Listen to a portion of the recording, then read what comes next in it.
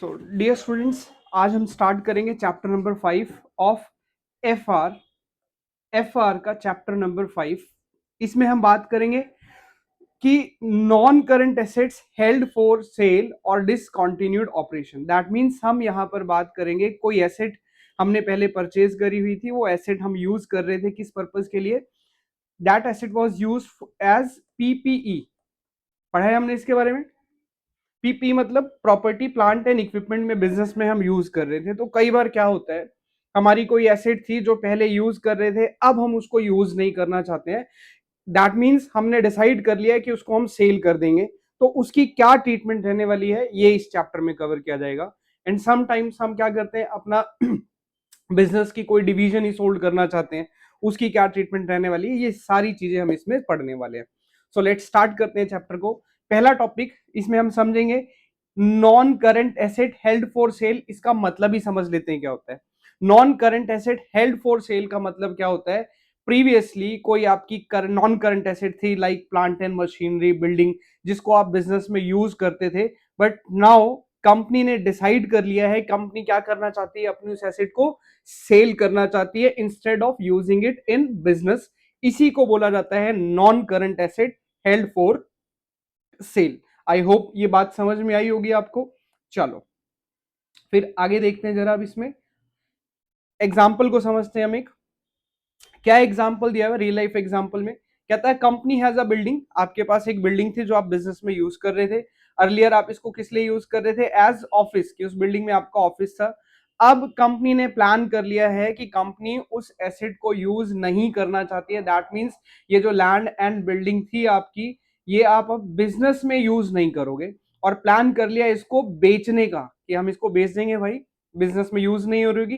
तो जैसे ही आपने ये डिसाइड कर लिया कि इसको बिजनेस में यूज नहीं करेंगे हम, ये आपका जो एसेट है ये पीपीई से निकलकर कहां आ जाएगा, एसेट हेल्ड फॉर सेल। अब ये पीपीई का पार्ट नहीं है, नो मोर पीपीई। अब आप इसको पीपीई में रिकॉग्नाइज नहीं करोगे। क्लियर है पॉइंट।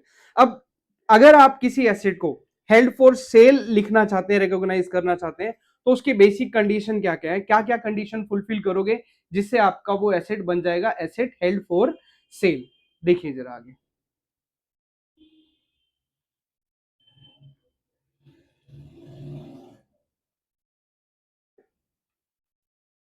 हाँ जी, देखो, asset will be classified as held for sale only if all the conditions are satisfied। आगे बताई हुई कंडीशंस अगर सेटिस्फाइड हो जाती हैं, यहाँ दो कंडीशंस मेंशन करी हुई हैं। पहली कंडीशन है available for immediate sale. That means आप वो asset, building, plant and machinery, कुछ भी हो सकता है, आज से उसको आपने यूज करना बंद कर दिया है, और अगर आज आपको बायर मिल जाए उसका, तो आप सेल करने के लिए तैयार है। That is ready to sell now. दूसरी चीज, sale is highly probable. That means management की कमिटमेंट है कि हम उस एसेट को सेल करेंगे, हम अपने पास रखना नहीं चाहते हैं। मैनेजमेंट एक्टिवली उसके लिए प्लान कर चुकी है, बायर ढूंढा जा रहा है, और उम्मीद जताई जा रही है कि 12 महीने के अंदर अंदर हम एसेट को सेल कर देंगे। अगर ये सारी कंडीशंस फुलफिल होती है तो हम एसेट को क्या रिकॉर्ड करेंगे, asset held for cell. PPE में अब उसको रिकॉर्ड नहीं किया जाएगा, आईएफआरएस 5 के अकॉर्डिंग उसकी ट्रीटमेंट करी जाएगी। आईएफआरएस 5 का ऑब्जेक्टिव क्या है, क्यों ऐसा किया जा रहा है कि अगर कोई एसेट आप बेचना चाहते हो तो उसकी ट्रीटमेंट अलग तरीके से करी जा रही है। देखो क्या लिखा हुआ है यहां पर, as per IFRS 5 non-current asset held for sale and discontinued operation, this standard mainly tells us how to treat the asset that company plans to sell। पहली चीज क्या बताएगा ये हमें, कि भाई अगर कोई एसेट आपने सिर्फ अब बेचने के लिए रखी हुई है, एसेट हेल्ड फॉर सेल, तो उसकी ट्रीटमेंट क्या होगी। दूसरा, इसको किस तरीके से प्रेजेंट करेंगे हम, किसको, डिसकंटिन्यूड ऑपरेशन। दैट मींस जो मैंने स्टार्टिंग में बोला कि हमारा कोई डिवीजन है, अब हम उस डिवीजन के ऊपर काम नहीं करना चाहते हैं, डिवीजन बंद करना चाहते हैं, तो उसकी ट्रीटमेंट हमारी क्या रहने वाली है। दो चीजें, पहली कंडीशन क्या है, फर्स्ट कंडीशन इमीडिएट सेल के लिए तैयार होनी चाहिए। दूसरी कंडीशन क्या है, हाईली प्रोबेबल, मतलब आपके पास मैनेजमेंट की कमिटमेंट है, प्लानिंग चल रही है, बायर को ढूंढा जा रहा है, 12 महीने के अंदर अंदर हम बेच देंगे, ये हमें उम्मीद है पूरी पूरी। तो आईएफआरएस 5 का बेसिक ऑब्जेक्टिव क्या है, पहला ऑब्जेक्टिव तो ये है कि एसेट हेल्ड फॉर सेल, या हम बात करेंगे डिसकंटिन्यूड ऑपरेशन की, उनकी ट्रीटमेंट किस तरीके से रहने वाली है जिससे फेयर व्यू बन सके। अब आगे देखते हैं हम जरा फर्स्ट ऑब्जेक्टिव क्या कहता है। फर्स्ट ऑब्जेक्टिव में हम देखेंगे treatment of asset held for cell. जो एसेट आपने बेचने के लिए रखी है उसकी क्या ट्रीटमेंट रहने वाली है। This is very important point, ध्यान से समझना और याद करने वाली बात है। IFRS 5 हमें क्या बताता है, या यूं समझ लो IFRS 5 में क्या ट्रीटमेंट बताई हुई है एसेट हेल्ड फॉर सेल की।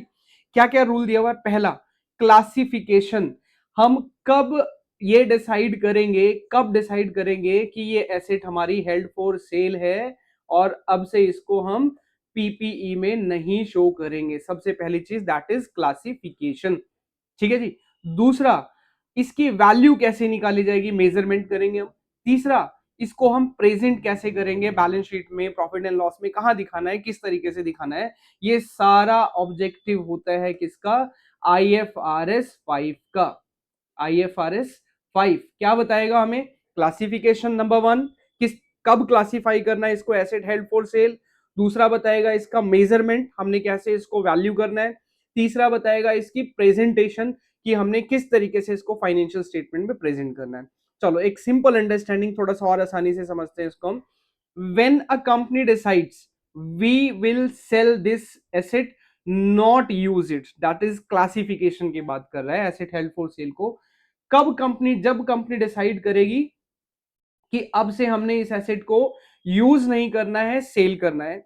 IFRS 5 उस सिचुएशन में क्या कहेगा, इसको आपने आज से पीपीई ट्रीट नहीं करना है। IFRS 5 क्या कहेगा, जैसे ही कंपनी ने डिसाइड किया कि भैया ये एसेट सेल नहीं करनी है, ये एसेट बेचनी हमारे किसी काम की नहीं है, बिजनेस में यूज नहीं हो रही है, IFRS 5 तुरंत क्या कहता है कि ठीक है आप बेचो इसको, पर इसको पीपीई में रिकॉग्नाइज ना करो, shown separately in financial statement. अब इस एसेट को हम कहां दिखाएंगे, फाइनेंशियल स्टेटमेंट में अलग से दिखाया जाएगा, जिसको हम पढ़ेंगे प्रेजेंटेशन रूल में। First is classification, second is presentation. अब प्रेजेंटेशन में क्या कहता है, फाइनेंशियल स्टेटमेंट में कहां जाएगी, shown as non current asset held for sale. यहां पर आपके दिमाग की घंटी बजनी चाहिए या फिर क्वेश्चन मार्क क्रिएट होना चाहिए। क्यों होना चाहिए, अब non current asset held for cell दिखाएंगे कहां फाइनेंशियल स्टेटमेंट में, कहता है पीपीई में तो रिकॉग्नाइज करना नहीं है। ठीक है जी, दैट मींस आप प्लांट प्रॉपर्टी एंड इक्विपमेंट में तो इसको दिखाओगे नहीं, और है ये उसी का पार्ट, तो अलग से कहां दिखाओगे, कौन से हेड में दिखाओगे। चलो इसका जवाब हमें आगे मिलेगा, मैं आपको आगे बताऊंगा, डिटेल में समझेंगे। तो पहला ऑब्जेक्टिव तो समझ आ गया, जिसमें हमने क्लासिफिकेशन देखना है, मेजरमेंट देखना है, ट्रीटमेंट देखनी क्या होनी है। सेकेंड ऑब्जेक्टिव होगा हमारा डिसकंटिन्यूड ऑपरेशन। अब डिसकंटिन्यूड ऑपरेशन क्या होता है, जैसे आज के टाइम में बिजनेसेस मल्टी डायमेंशनल होते हैं, कोई एक अकेला बिजनेस नहीं होता है, बहुत सारे काम कर रहे थे, अलग अलग डिवीजन।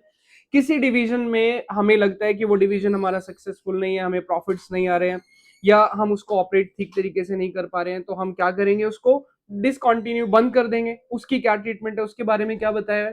तो IFRS 5 यहां पर फिर से क्या कहता है, how to present discontinued operation, किस तरीके से डिसकंटिन्यूड ऑपरेशन की प्रेजेंटेशन करनी है हमने। देखो क्या कहता है, इफ अ कंपनी क्लोजेस और sells a major part of the business, अपने बिजनेस का एक बड़ा हिस्सा या तो क्लोज कर दिया या बेचना चाहती है, then it result should not be mixed with normal business. बात को समझो, आप अपना एक नॉर्मल बिजनेस कर रहे हैं, उसकी अलग अलग डिवीजन है, डिवीजन 1, डिवीजन 2, डिवीजन 3, इस तरीके से। ठीक है, अलग अलग प्रोडक्ट, अलग अलग सर्विसेज हो सकती हैं। आपको लगता है कि डिवीजन 3 इज नॉट यूजफुल, इसको हमने नहीं बंद करना है, इसको आप क्या करना चाहते हो, डिसकंटिन्यू करना चाहते हो।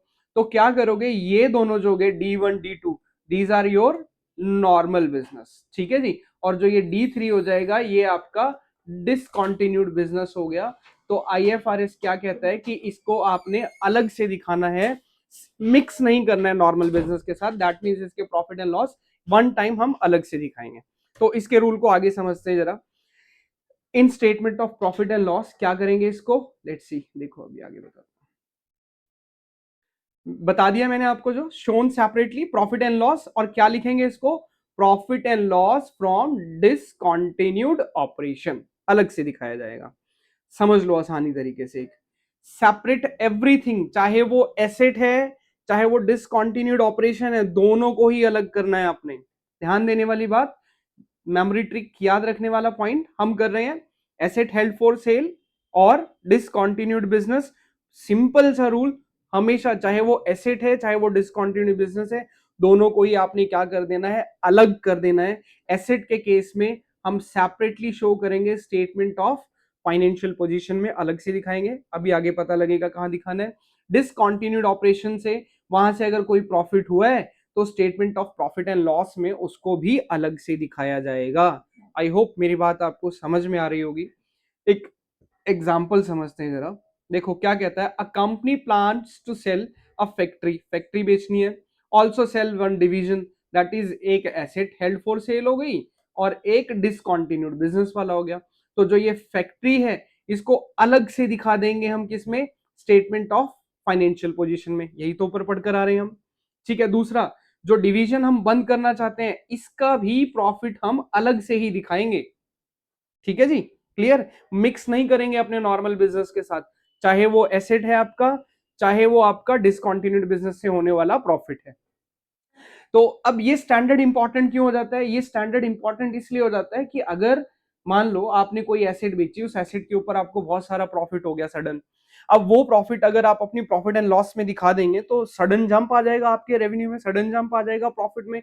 तो एक मिसकंसेप्शन क्लियर हो सकता है आपके स्टेक होल्डर शेयर होल्डर्स के माइंड में कि भाई लास्ट ईयर प्रॉफिट या सेल्स इतनी थी, इस साल सडनली जंप कैसे आ गया।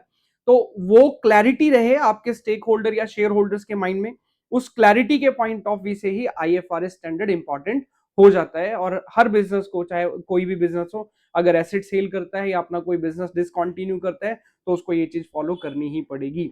देखो सबसे पहले क्या कहता है, स्टैंडर्ड की इंपॉर्टेंट क्या है, because it improves clarity for users, users can clearly see what business will continue. अगर मैंने अभी आपको एग्जांपल दिया D1 D2 D3 है ना, इतने सारे बिजनेसेस कर रहे हैं, तो यूजर्स को ये पता लग जाएगा कौन सा बिजनेस चलने वाला है और कौन सा बिजनेस बंद होने वाला है। डन, देन आगे उसके बाद देखते हैं जरा, आगे हम एक छोटी सी क्विक समरी पढ़ लेते हैं जरा। हमने क्या क्या देखा अब तक इसमें, IFRS 5 के regarding asset held for cell के बारे में देखा। तो एसेट हेल्ड फॉर सेल को क्या करना है, हमने सेपरेटली शो कर देंगे स्टेटमेंट ऑफ फाइनेंशियल पोजीशन में। दूसरी बात करी हमने मेजरमेंट की, तो मेजरमेंट आप लोग चैप्टर नंबर 4 3 में समझते चले आए हैं। यहाँ मेजरमेंट कैसे होगा, लोअर ऑफ CA, CA का मतलब होता है कैरिंग अमाउंट, और fair value less cost to sell, fair value less FVLCTS का मतलब fair value less cost to sell, पिछले चैप्टर में बड़े अच्छे से समझा हमने। अभी हम बात करते हैं क्लासिफिकेशन की, बड़ा इंपॉर्टेंट टॉपिक कि आप क्लासिफाई कैसे करोगे। चलो, as per IFRS 5, non-current asset held for sale and discontinued operation, an asset is classified as held for sale ये when strict conditions are met। ये रिपीट हो रहा है पॉइंट, ध्यान रखना। हेलो, हाँ, ये पॉइंट रिपीट हो रहा है अब हमारा। ठीक है, क्या पॉइंट रिपीट हो रहा है कि कब आप किसी एसेट को हेल्ड फॉर सेल रखोगे। वेट,